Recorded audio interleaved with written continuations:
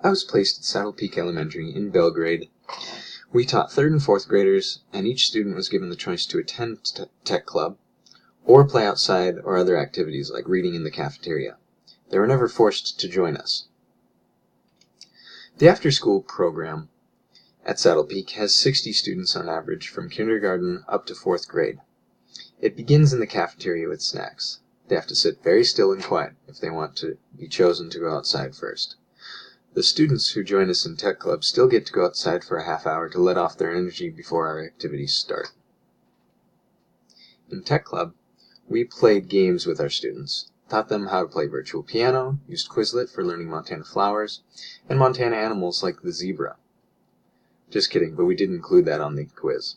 And we spent an entire lesson creating musical instruments out of crafts.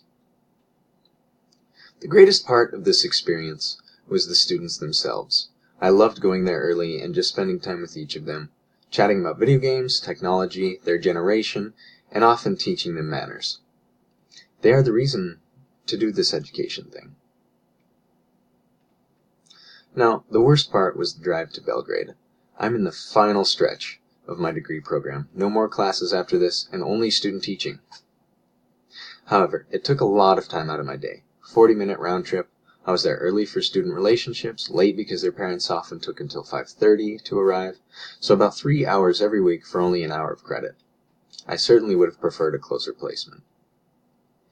At the same time, the experience surely confirmed that I am in the right line of work. I may be introverted and prefer alone time, but those students brought me joy and satisfaction to see them grasp new concepts, and especially smiles when we walked in the room. It reminded me of how little experience I have dealing with many students at a time.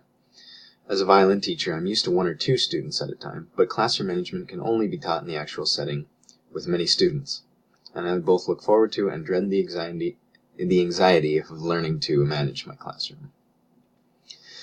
I also learned that it's not easy planning lessons, and it will be a long process to develop my planning skills. The students will always surprise you, and you cannot anticipate every behavior or their struggling with the content.